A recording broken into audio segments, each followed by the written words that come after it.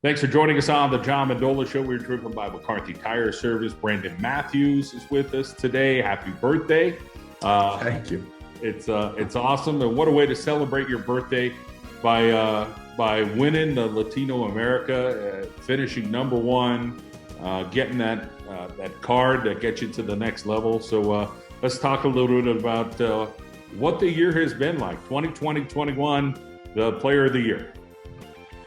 Yeah, it's been a pretty long process. They started the year back March of 2020. I wasn't able to play in that event, so I only got to play in 7 events out of the 8 that we played. Took obviously a break through the whole COVID period there throughout 2020, and we were able to return late last year. It's been a process. And it's been a shortened season, but obviously everything ended up working out in my favor, which I'm really thankful for. I've been playing some really good golf, for the past couple of years, and I think my game is in a spot where I could really do some damage over the next few years and be hoisting trophies on the PGA Tour, not just these tours. You're going back to a place that but you get into the crack here, and this is a great time. And as you say, that confidence level right now, you feel like you're playing your best golf, and that's obviously where you want to be. Talk about the confidence level and growing. You and I had talked a couple of months ago, and here you are now going out as a champion. Yeah, I mean, momentum in golf, it's hard to put into words how big that is. Confidence and momentum going from tournament to tournament. That's why a lot of guys, if they're playing well, they just keep playing and playing and playing until that level of play basically kind of runs out of their system. Because at the end of the day, no matter who you are, you're going to have down periods of your year. So you want to really take advantage of your good play when you can. So, I'm just going to kind of try to keep that momentum going into next year and realize how good my game is on a consistent basis. I'm not going to have my A game every week, but I feel like my B and C game is still good enough to compete now. So I think that's a big part. My short game and putting has gotten tremendously better over the last year.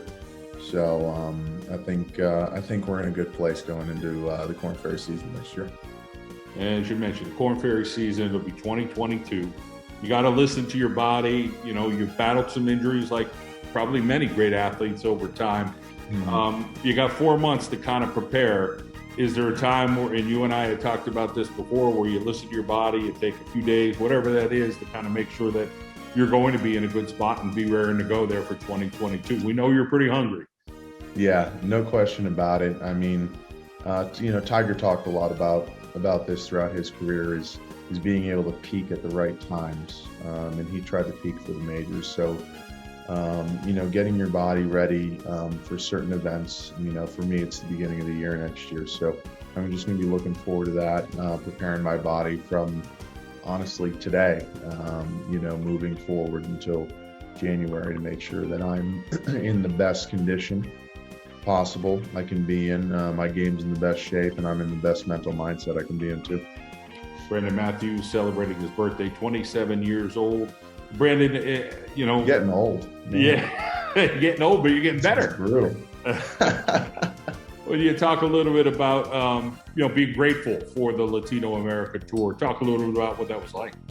I mean, these guys, I don't think I can honestly put into words how great these guys that run that tour are, how much they care about us. The effort that was put in by them over the last 2 years, you honestly had to see it to believe it. These guys worked nonstop to make sure that we had a platform to succeed on. I credit them in every sense of the word for what I accomplished. Without them, I wouldn't be sitting here right now in the position that I'm in. I believe we were the only international tour to complete a full season where we had guys advance to another level, or so on and so forth. So it's amazing what they did, and I'm incredibly thankful for it. As we head to the 2022, you talk about making the cut or winning it. Will your mentality change a little bit from where you were going back to 2019? Do you approach it differently, and as you mature a little bit with this? No question about it. I mean, has been massive, honestly. The 2018-2019 season, especially the 2019 season, I think that was, we can be looking back in 5 years if I'm winning majors, so on and so forth. We can look at 2019 as being the year that really taught me a lot.